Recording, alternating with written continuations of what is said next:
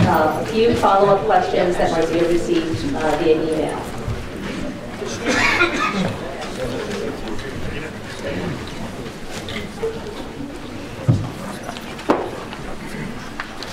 But these are questions to the utilities that I think they've been asked before, but this is a new person that has asked a few questions so far in email, so I'll ask it.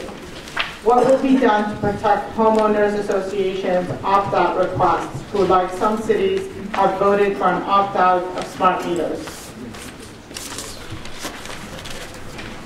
We'll go from left to right. Ted, go ahead. Thank you, Marzia. So when we look at opt-out, it is SDG&E's opinion that those people wanting to opt out should pay the cost of opting out. And one of the issues that you have, if let's say you go to a majority vote, you're more or less telling those people that don't want to opt out that they're going to have to pay those costs. And so that's why we're very supportive of customer choice, and that if the customer has decides that they want to opt out and they know what those costs are, they should be able to opt out. We agree. Transportation? Yes, same approach. I think the full transparency of what the costs are to the individual customer record are our preference. And this is for Ken Devore from Edison.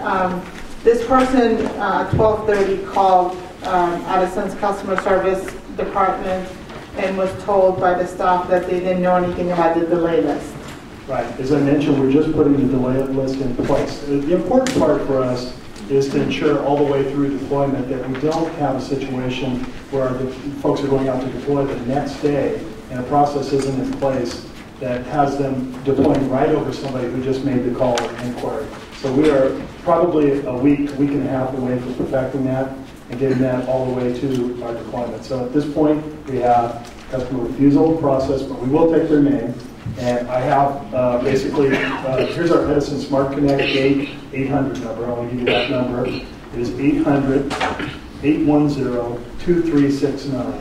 So that's going to be the folks that are going to be primarily responsible for coordinating that delay list. But it'll take us a few days to get the remaining portion in place to ensure through deployment, again, we have the field processes in place.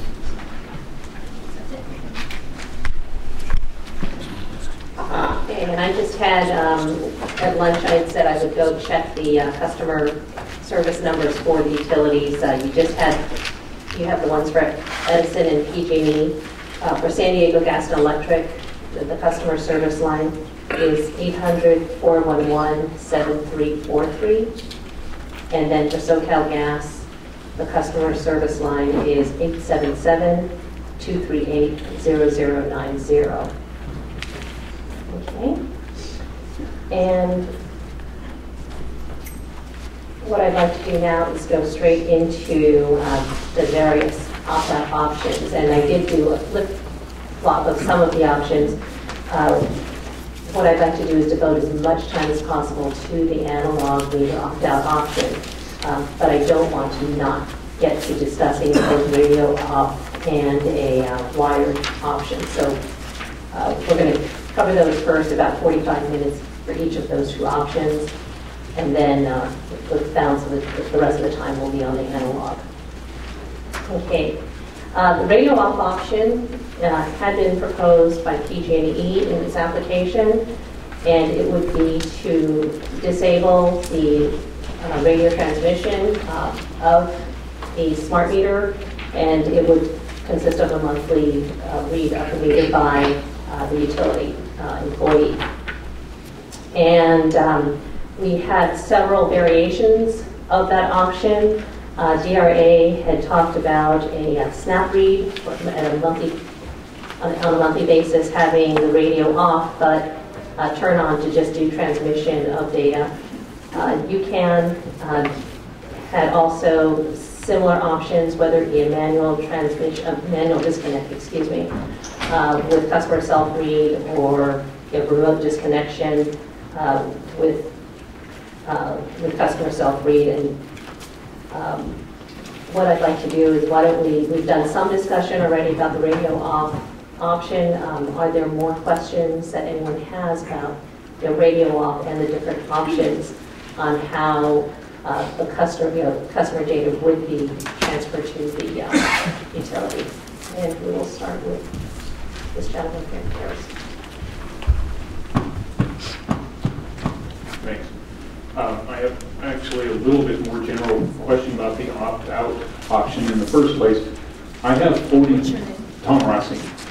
I have 43 smart meters in a little electrical room beneath my bedroom, my wife and I's bedroom, and it's also beneath our office, which is the other bedroom. We both work at home. So what would it mean for us to opt out when there are 41 other apartments that have the smart meter beneath them? If we opted out, that would mean there was one less. So what would it mean for us to opt out? I want to opt out of all of them, but that option is not even being discussed. So what are my options? How can I opt out of this? Okay, Mr. Rossi. Mr. Rossi, we had discussed this morning about communities, whether it's residents in a multi-unit residence, how they could go about opting out. So we are considering that. At this point, I mean, the focus is customer choice, as all the utility representatives have noted. So if there may be customer choice, I haven't just made any determinations at this point on how, for multi-unit residences, how an opt-out program should work. We've heard a lot of proposals, and I will be considering all of them. Okay, Dr. Ross has a question. Yes, thank you. Originally, in some of the literature, there was also an option called radio out, O-U-T, and as well as radio off. And I didn't know whether you're going to include that, because I understand that there are some meters that also don't have radios at all. Yes, I was going to discuss them separately, but we can discuss it all together because it is actually part of this section, which would have been radio off, or the radio out was part of, if there were an analog meter. But if you'd like to ask the question now, you can do that. Basically, I just like to have it. Just make sure you didn't have a specific question on it. Okay. So I think I can answer that. Both the solid state and the analog is a radio out option. Okay. Let's go Mr. Martino and then Joe Reynolds. I'm really glad to hear that everybody out there is pro-choice. What I want to ask is, does this pro-choice attitude now extend to everyone who has not had a smart meter installed, that they be asked first before they have a smart meter installed and give express permission? And second, is that pro-choice going to be retroactive, namely that each utility ask all those people who have had their smart meters installed whether, if they were asked, whether they would have consented to have them installed? I mean, if we're going to be pro-choice, let's do it. Okay, just real quickly, with the retroactive portion, once we determine the opt-out options, we will also be considering, how will that option be made known to everybody who currently has a smart meter. Okay, so that's part, for the retroactive. But concerning the first part of your question on a going forward basis, is that correct? That are you informing customers that they can be placed on a delay list, or is it the burden of the customer to make that request? In the case of PG&E, in fact, we discussed that we send an advance letter to every customer before their meter is installed, and it offers the option. It includes the 800 number to call in and put themselves on deferral. And we also often make, as the gentleman discussed, a outbound call again, reminding the customers that they have an option of whether to be, a deferred list or not. We do make a proactive attempt with every customer. For us, it would be the customer's responsibility to contact us and let us know that they'd like to be placed on the delay list. That is correct. We're about 99% done with our residential, so it's, but the same for us, PG&E.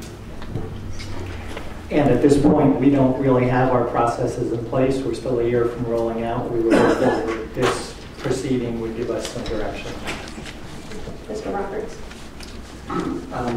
Yes, I had a technical follow-up from something that happened this morning. Silver Springs gave a pretty clear explanation of what it would take to do a remote radio off. They said they can't do it now, but can do it in the future, maybe deploy within about 15 months. So I think the same question needs to go to both Aclara and Itron about, I understand you can't do that now. Are there any real limitations, short of the fact you haven't planned to do it yet, technical limitations from being able to remotely turn off the radio? We do not have it on plans on our roadmap. Technically, we could spend time, energy, and resources to try to figure it out. Commercially, it's really not a viable option for us. It's an option for such a small percentage of the population. We are trying to focus all of our energy and power behind completing the smart grid and smart metering development that delivers the value to most of the population who's taking advantage of smart meter, smart grid. So that's what we would prefer to put our resources and money and time. I understand that, but if ratepayers are forced with, say, I know that you're not PG&E's vendor, but PG&E has said it would take $18 million to turn the radio off on all their meters. If Southern California Edison came forward with an application, and we have a choice as ratepayers to either pay Itron to develop a remote radio off option or have field deployment, that's a pretty big source of funds that may come from ratepayers to fund that. And I understand you may not find it commercially viable, but if the commission were to say we like this option, what I'm trying to understand is it physically possible? I'm sure you know your system reasonably well to say this X, Y, and Z are physical, technical roadblocks to being able to do this or not. I've got no indication that it's something that's impossible to do technically. Okay.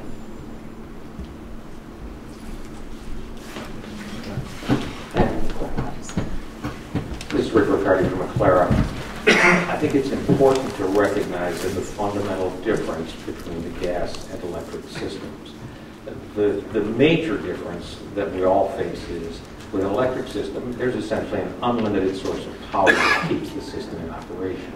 With a gas system, it's designed to absolutely minimize power consumption. So it's battery operated.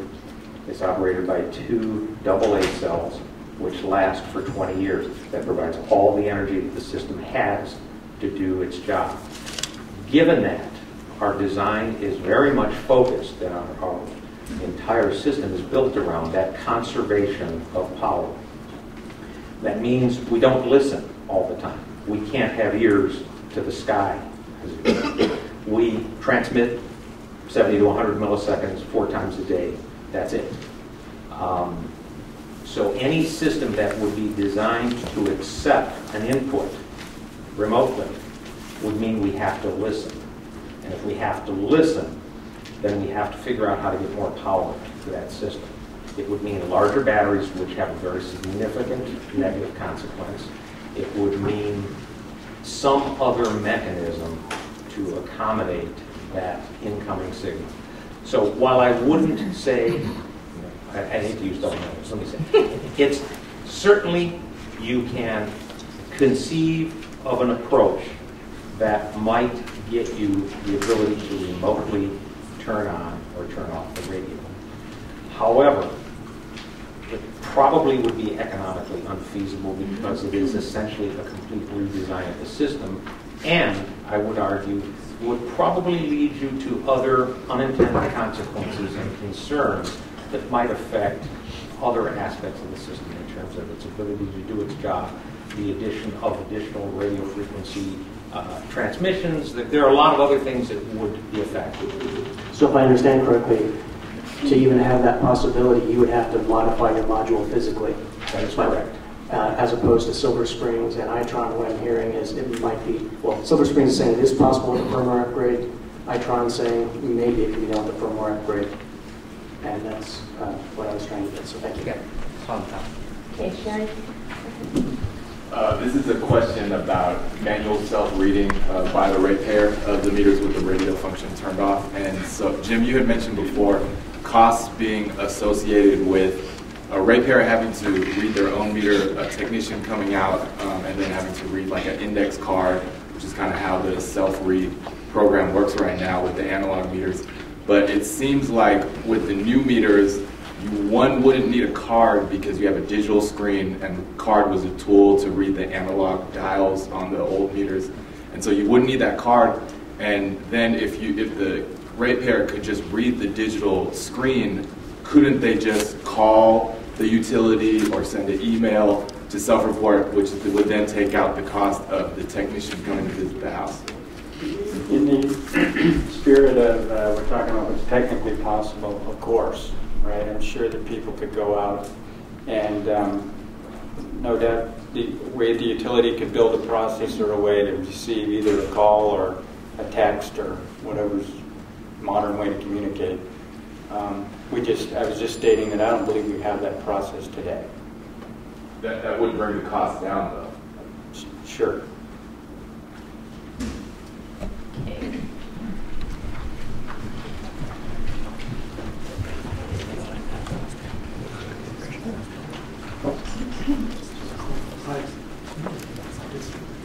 No, go ahead, Mr. Hollis, go ahead. Hi, this is Mark Hunak out of Southern California for Wired Solutions. We were concerned about whether the opt-out would travel with the ratepayer if the ratepayer decided to move. If the ratepayer was living in an apartment, bought a house, they had opted out, they have to pay twice for each new meter when we're a new resident. Because we're for Wired Solutions, and that's going to cost more than radio office. Well, and in fact, that's a good question, and it's something we have considered. And we believe that if you did move from PG&E's territory to another home in PG&E's territory, that you would, in fact, probably continue your choice, and we would need to make your new residents offer the choice option there as well. It does point to the fact that we could very well be kind of either radio and offing or whatever our selected option is, off and back on as you move out. The next person into your house might very well want the smart meter technology. So it is a cost we're concerned about, but are prepared to deal with and maintain customer choice as they move. Okay, and just to follow up to that, if it is, as you're saying, it would move from as the customer moves. So you would just say the account, once there's an opt-out on that account, that opt-out would apply regardless of when the person moves, or is there going to be a new initial charge every single time? I mean, have you contemplated that at this point? Well, I suppose that is, I don't think we've thought that all the way through, Your Honor, but if it costs, if I'm moving to the new location and would require another radio off, we would have that expense to incur in the program. So the cost would not go away. Okay. So when you move and somebody wants to, those costs are all going to be there because you're going to have to turn one on, turn one off. So the costs are going to be there. Then it's just a decision on how we address the costs. Okay. Thank you. Okay. I wanted to. My name is Barry Smith. I wanted to address maybe a little deeper this idea of individual choice that has been put, consumer choice, and I certainly support that. But it gets a little thorny pretty quickly when we're looking at a mesh network. And part of the difficulty in looking at the different options and separating them out is they all seem to apply to individuals, and we're holding it in that way. to make some sense of it, make some progress.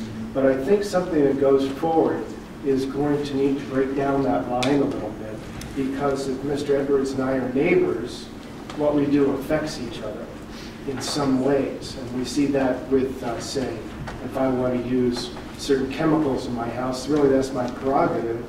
But if I want to fog mosquitoes out in my backyard and his daughter has asthma, that isn't just my prerogative. So when we're talking, we have to somehow find a way to include the fact that there's a mesh network and individual choice. And so far, I think we're running up against that in a variety of ways. So I just want to bring that issue to the fore and say that ultimately, for me at least, it might come, whether different options are discussed, it might also come, this comes into, if we're using Fairfax as a good example, I don't think the idea is to deny people in Fairfax smart meters that they would like. The way is to, how is that going to work in a harmonious way with the neighborhood to not subject people who do not want wireless constantly in their life, and how do people have smart meters. So I want to sort of tease apart the wireless and the smart meters, and also recognize that we can't just hold it to an individual choice basis when we're talking about neighborhoods and communities. Sure. Do you have someone there? Hello, my name is Mike Boyd, and I'm a party in the proceeding, and I'm the president of CARE, Californians for Renewable Energy. And I have a little different view in regards to the opt-out, or as I stated at the pre-hearing conference, we're in favor of what we call opt-in. And so my question is, essentially, and I should do a disclaimer, I'm suing the PUC and its individual commissioners individually in the federal court. I'm suing them for violating my federal civil rights under color of state law. I view this matter very similarly. I'm demanding a jury trial. And so I believe the cost information, I'm going to ask a question about cost.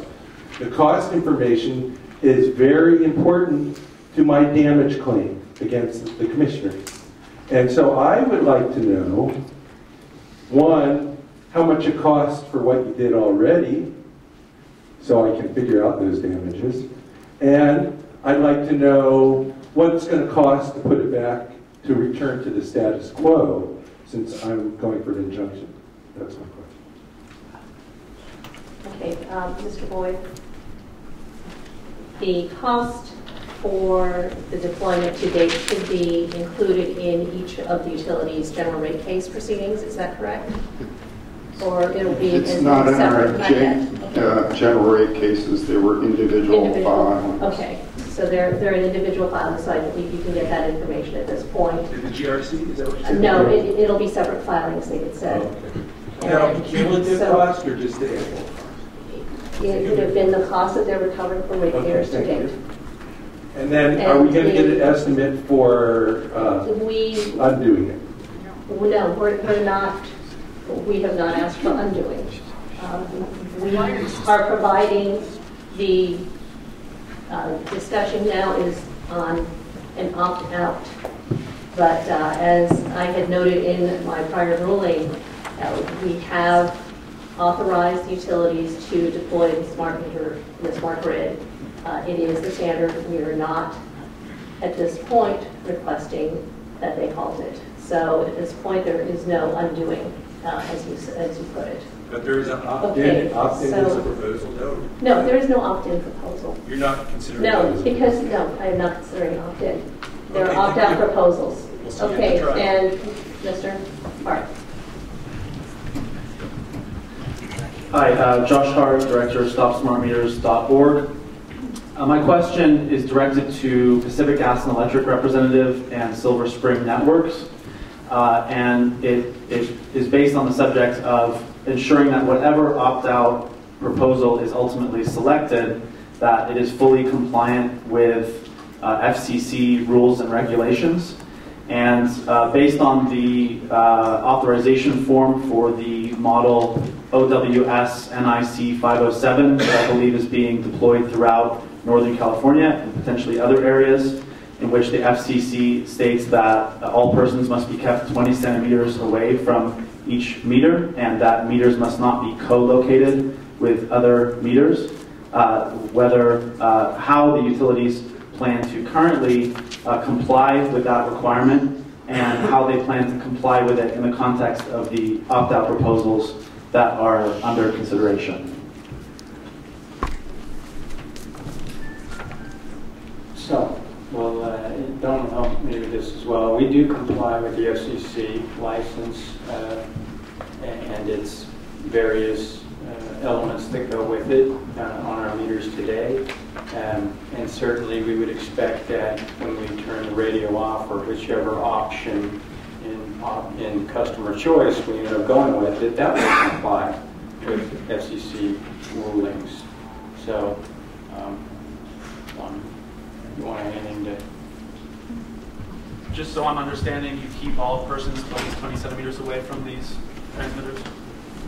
We comply with the FCC licensing and its various restrictions. No, you don't.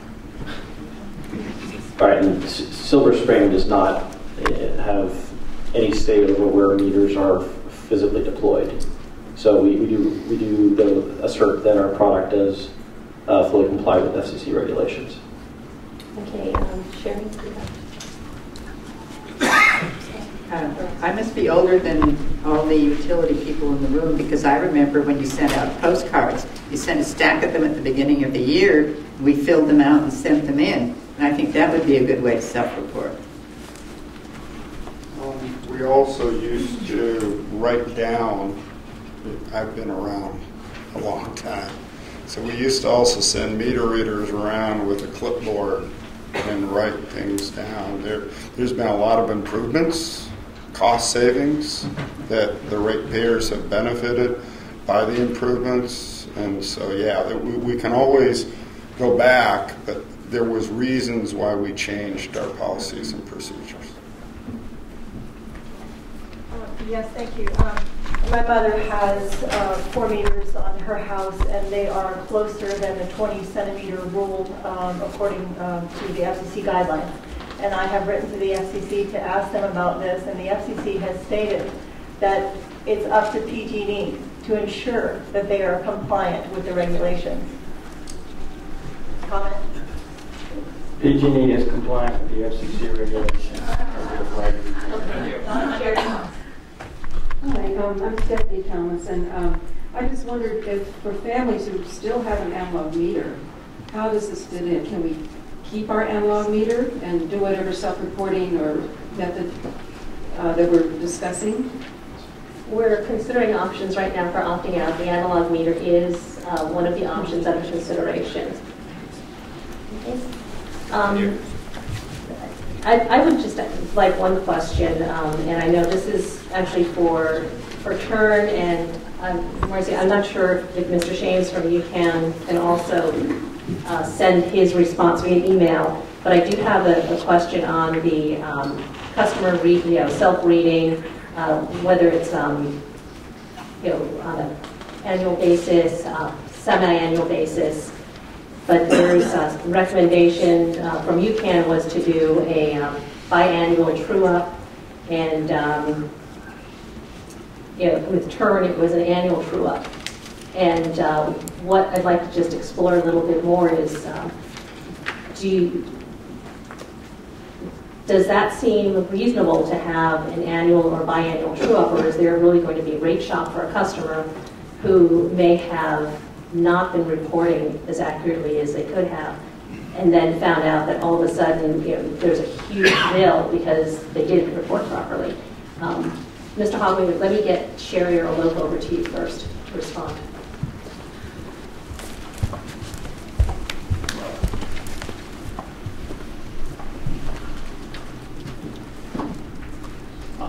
I think that's certainly a valid question to consider, and I would also say that part of our formal proposal would probably be a change in the tariff rules to allow the utility to when they do a true-up to back bill for the full year and not be limited by the current limit on 3 months back billing for estimated bills.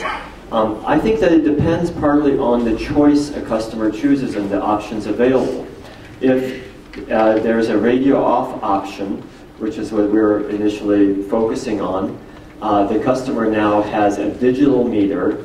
The self-reading should be considerably easier than self-read with the analog meter, which is why people got cards, so they could mark the dial, because it's difficult for most people to do that self-read. With a digital meter, it's just reading the digital output and communicating that to the utility via any number of means: email, text, telephone, my account's website, if that's made technologically feasible.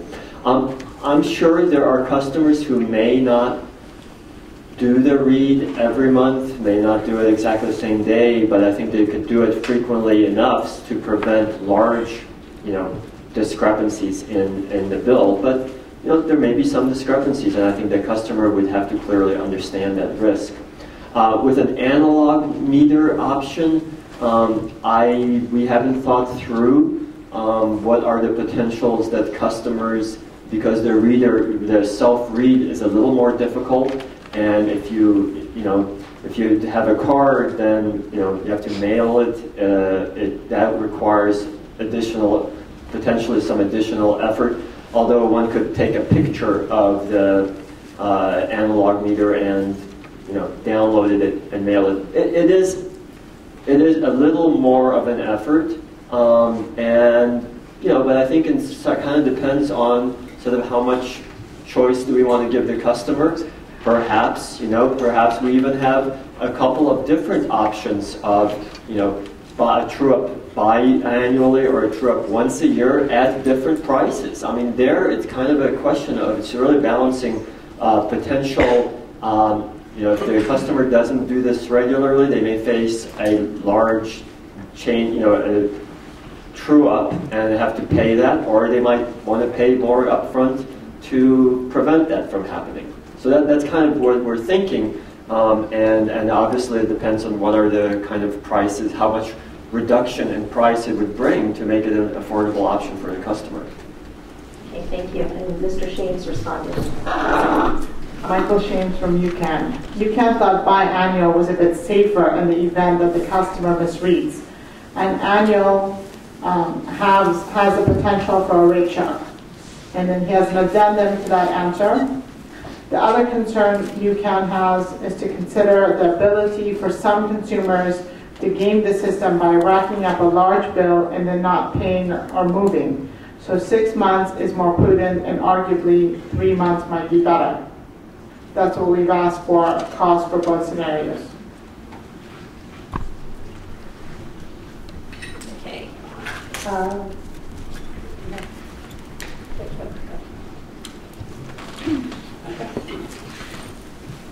Hi, Tom Rossi again. I wanted to really briefly go back to the cost issue.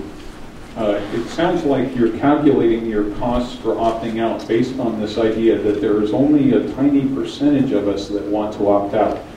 But I think that a lot more people might want to opt out if they had in their hands the real world data about how strong the signals coming out from their meters were and how frequent they are. At my location, we get 1 pulse per second on average. I'm sorry, do you have a specific question about the radio off option, or are you just making a general comment? Because my question is, can we not do our calculations? We're making assumptions here on your calculations of costs, and I think those assumptions need to be re-examined. Can we address this issue at all? Because these assumptions appear to be just ramrodded through like the whole thing was. Okay, so what SDG&E has done is we've looked at a range, and we've looked at a high, for us, a low range is roughly around 3,000 customers, and we've looked as high as 12,000 customers. And it doesn't change significantly between our two end cases. So most of the costs are what are called variable costs that are not going to change significantly based on the scenarios. So if you think that's going to get extensively cheaper, if let's say 50% of the population opt out, that's not going to happen.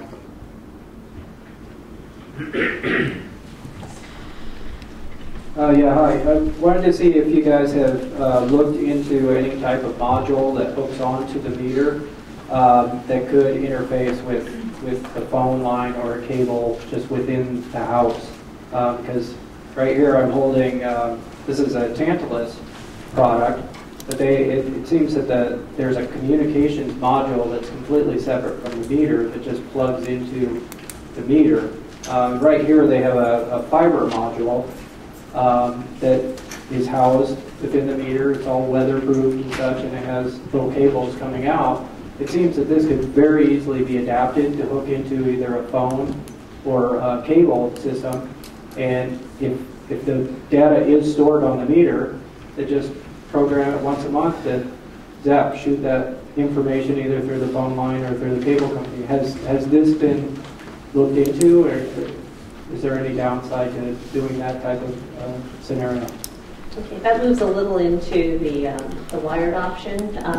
Would you like to just address it now? Why don't we do that and we're done? Sure. So PG&E, we looked at a wired option as part of our.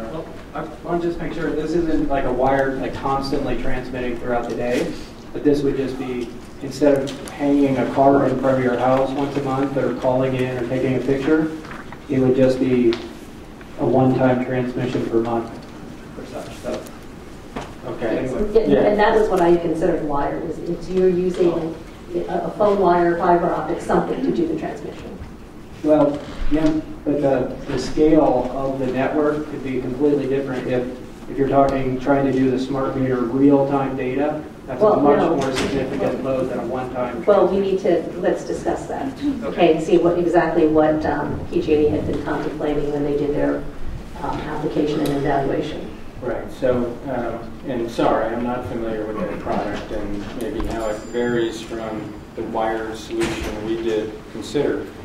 But we have experience and are familiar with wire meters because, in fact, we use them today in commercial instances of PG&E. So, using what we know and what's been, again, proven and certified at PG&E, we were able to take those costs and apply them against the same expectation of participation that we had in our radio off, the direct application. And whereas, as probably everybody knows, we had a $135 upfront price point and $20 a month.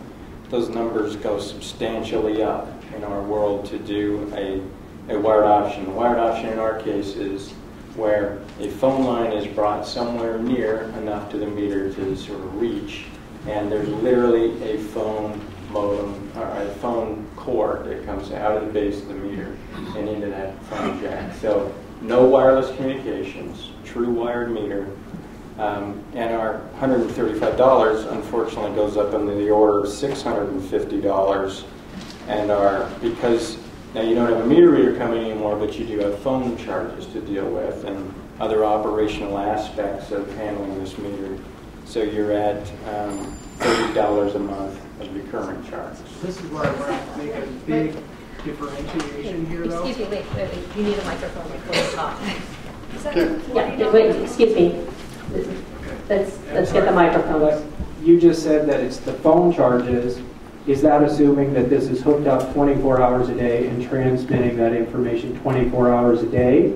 Or is that a one-time transmission of, let's say, 100 kilobits of information? Well, it is a dedicated phone line. I don't know how many times a day it transmits, but it's a dedicated phone line. But that's a huge difference. You understand what I'm saying? A one-time transmission is very different than 24 hours a day every 5 seconds. It's a very different scenario. Again, I think the question is it a dedicated line or not? Not so much the transmission frequency. Well, it probably wouldn't need a dedicated line for one transmission for 2 seconds every month. It seems like there could be a much smaller network need for that. So I'm actually aware of the Tantalus solution, and to my knowledge, it's using the Tantalus radio to communicate between the meter and the collar. Correct. So you still have the radio. Also, it was rolled out in Tennessee. They ran fiber to every home. Very expensive. And so, and we've looked at this pretty hard. I mean, and the real cost is getting the cost from either the router, to the meter. It's not cheap. And it really doesn't matter how many bits you're taking across either the fiber optic or the wire. I mean, we are talking about bits, not megabits here. And so whether it transmits it once a month or every day, the price points don't come down.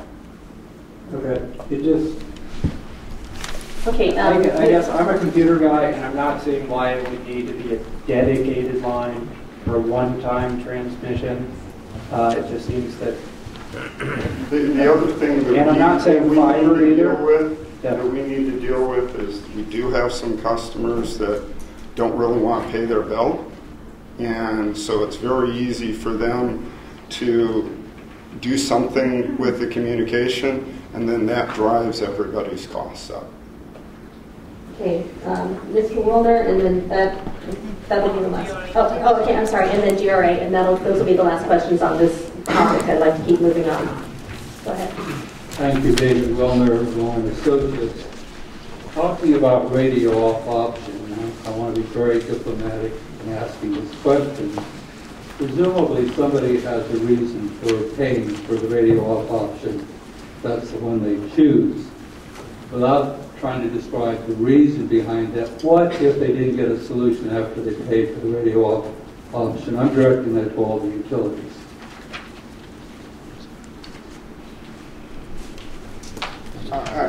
Sorry, I didn't understand the question. Okay, if I'm a customer of yours and you charge me for the radio off option, and I wanted that radio off option because I wanted to solve my health problem, and it didn't solve my health problem, would I still be expected to pay for it? So first off, we aren't saying that by changing your meter off, you're going to address your health problem. So we cannot guarantee that by changing the meter off, it's going to solve your health problem. Okay, I guess that would be true then for any problem that a person might have that would prompt them to do this, and I'm trying not to be too specific. Otherwise, why would one pay for an off option if it doesn't work? It is opt out because you do not wish to receive a smart meter. Okay, we're going to DRA. Thank you. I have a radio off question. DRA's proposal was for a snap read, which, in addition to Turn's option, which would turn off the radio remotely and save the field turn-off cost. The concept of the snap read would also save the recurring cost to read a meter. And we asked some extensive data request questions. I think we understand that there's not going to be a scenario where the utility can send a signal telling the meter to wake up and transmit.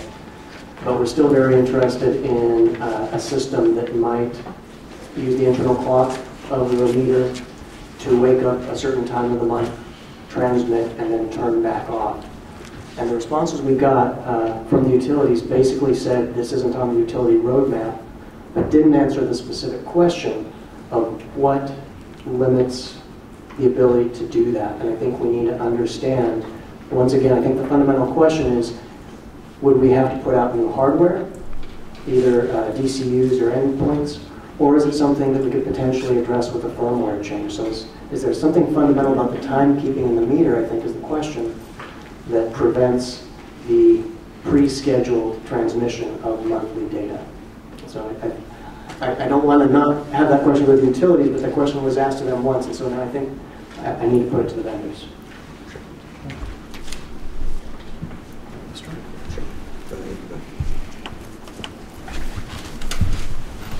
Lou Santilli with Itron. Basically, the clock in the meter would be able to support something similar, so if the system was not designed for that. And being able to definitively say that it can be separated and have the off-on functionality has not been evaluated. It is a matter of when the meter wakes up in the network, it still has to go through a large re-registration, re-identification process in order to address the security concerns. So you don't have a rogue meter on the network. So the on time would be quite a bit longer than what would be suspected just to get that meter to communicate, register, go through the network, make sure it's authenticated, and come back. And it would actually have to find a new path. So again, it has many technical challenges. Several have not been evaluated currently. And as the utility stated, it's not Nitron's roadmap currently. So let me just stick with that run for a moment. So what I'm hearing is that it's probably not impossible. There could be some adverse impacts of doing it, in that it would take more time in that monthly read than it might if you summed up all the individual reads if it was on a regular network. Is that a fair characterization? The beginning is fair. The second part is close, yes. It would take a period of time for that meter to reestablish itself in the tier network. Is there a guess on how much? Well, thank you. Go ahead, and then.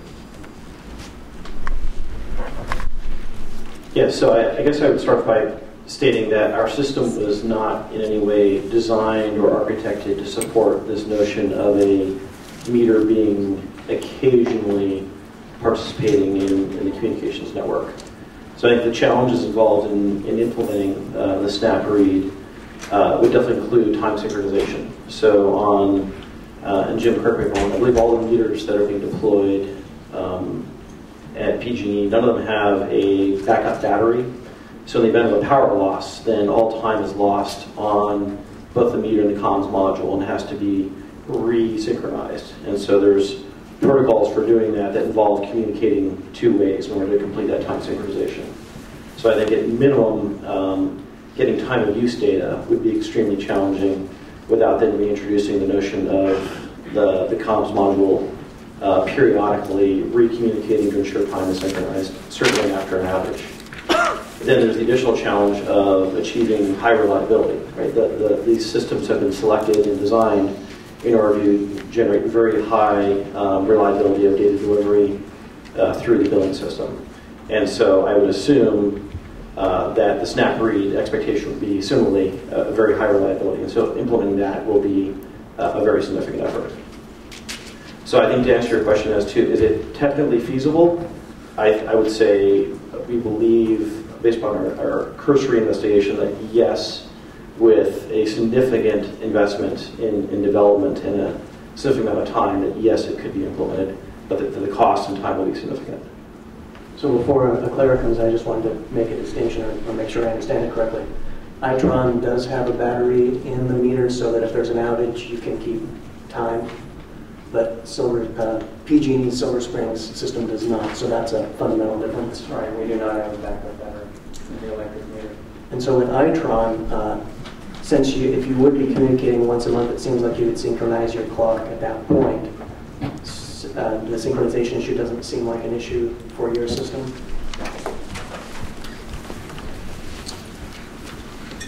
The synchronization does not present a challenge currently. However, through the security concerns, it has to be within a certain time period or the network views that as a threat. So there are significant challenges even with the synchronization. The ANSI standard permits a certain time drift that you'd be within. So it depends on how often it wakes up what that time drift is. So there are many variables that can be entered into that. Just one more point. When you think about a meter coming back on a network, it could be 10, 15 meters below the take-back point of the cell relay. I mean, you should think in days, not hours. And once they're on the network, they're extremely resilient and reliable. And both of our networks have been built to be self-healing. One of the big impacts of the snap read proposal is going to be the amount of billing data you actually get in that time period, and it's going to lead to probably estimations and or feet on the street, and the technical complexity is significant. So I'm not sure you get what you think, and it really goes counter to how the networks have been built. And actually, I'll just amplify there that I think we've been talking about the kind of the network's capabilities and such. There's also the back office component. So the back office is, as I'm sure everyone was computed, that there's now, previously utilities were getting 1 read a month. Now they're getting on the order of 1,000 reads a month, right? If you've got an hour interval and you're still getting some additional daily reads. If you suddenly get all that data in at once, I would hazard a guess that none of the back office systems have been designed to handle that amount of data all flowing in large volumes of meters. And so I would imagine that those changes would percolate through all the back office systems as well. And that amount of impact would depend on if interval data was sent back from strictly a cumulative read. No, you're absolutely right. If it's just a single read, then that would minimize that effort. If it's time of use data or interval data, then that it should be present. Okay. Clara, please. Ricardo from Clara. Again, I have to emphasize the basic difference between the gas system and the electric, and it does still tie to the high efficiency needed because of the very limited power. And so the product is designed, first of all, so that it does not get changed in the field, which means it does not support field firmware changes. Therefore, any change that would would be implemented would require replacement of the hardware. So there's a significant cost there. And is that the same for PG&E's deployed modules and the ones SoCalGas wants to deploy? That is correct. Okay. The other design parameter is that the clock used internally is intended to be very accurate over the short period of time, a day or 2 days. The reason is to give hourly reading accuracy. It was not intended to maintain a very precise time for 30 days. And that would make it very difficult to assure that the reading would occur at precisely the time 30 days in the future. And so that's a problem. And the third piece is the unit is designed to transmit, to randomize its transmissions. And the reason for that randomization is to minimize the overall amount of traffic that is put out into the network. If you attempted to localize that time and say all readings occur at a very narrow window, it would make that randomization, would make that very difficult to accomplish. Okay. And then a follow-up on that question. It sounds like there are some technical challenges to doing this. Hopefully you can understand from DRA's standpoint, it cuts the upfront deployment costs and it cuts the monthly recurring costs. So we have a very strong interest in it, and I hope the Commission does as well. How can the Commission, through this proceeding, get a fair reading on the cost and time of this option? Because we don't even know if other parties will find this to be an agreeable solution. The idea of the transmission once a month may seem like too much. So we need to get some real numbers, or we will want to see some real numbers that we can use to try to make this decision. How do you propose we get there?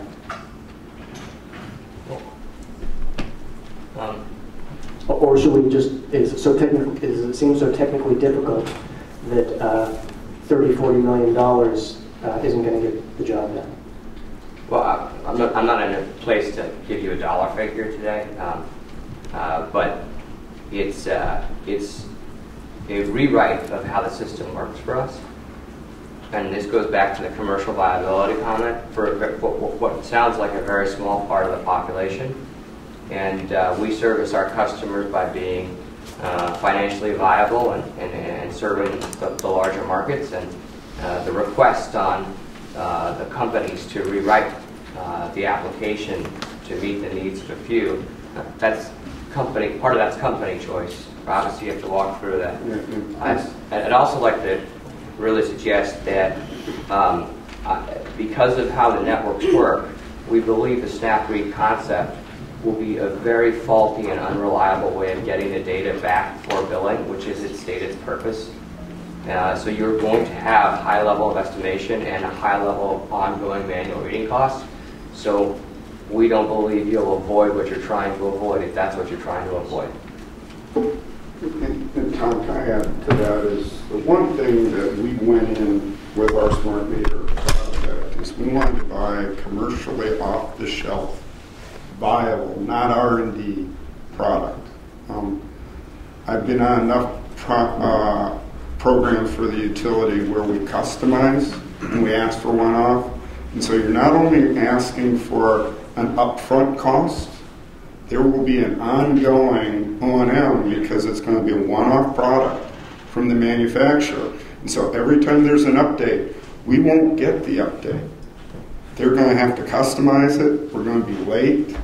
It really sets us up for a lot. If we're going to go down this path, we really need to go into it with our eyes wide open on what the upfront costs are going to be and what the long-term costs are going to be to keep this type of a system up and running. Okay, I just had one follow-up question for Silver Spring. And I believe you were the one who said there's no battery backup.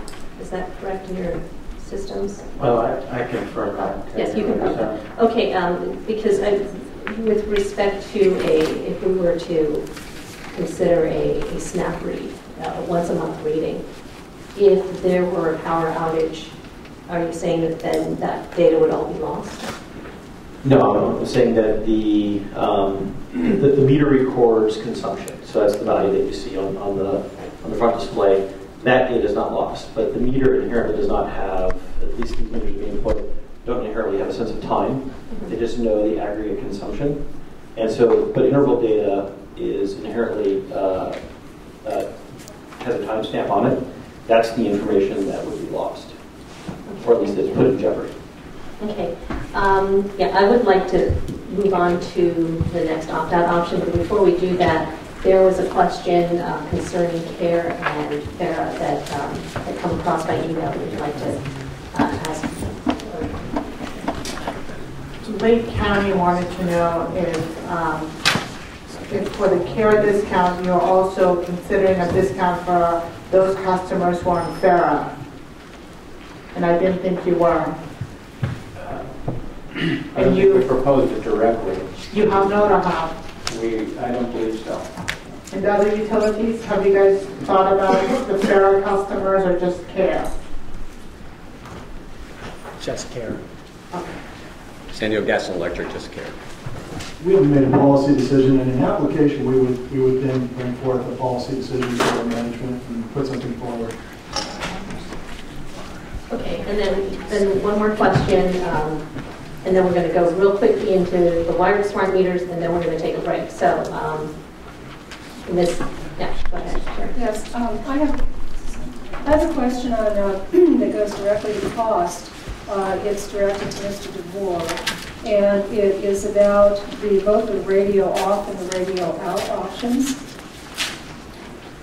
Is there a cost associated to radio off or radio out for those wireless meters already deployed by Southern California Edison, which are not called smart meters, but which are transmitting wireless meters? And I gave you an ID number earlier as an example. Our business case calls for the replacement of all residential and business, small business meters below 200 kW. If those meters fall into that population during our deployment, they'll be replaced. So that's all wireless meters, not just those that Edison is now terming smart meters, but it goes to all wireless meters that can be placed on a delay list or paid to be radio out or radio off. All the meters that are currently in our population, which we would call legacy meters because they've been out there in our population, are scheduled to be replaced below 200 kW in demand. Can people ask for them to be removed? I'll make it simple. Do they also qualify just like smart meters for a person who wants to opt out under these proposals? No. If they're part of our business case and they're below 200 kW, they would be part of the delay list, yes. But you cannot ask that wireless meter be removed and replaced with something else. I'm not sure if that was your question, but that was how I was reading your question. That's an extension of it. Okay, thank you.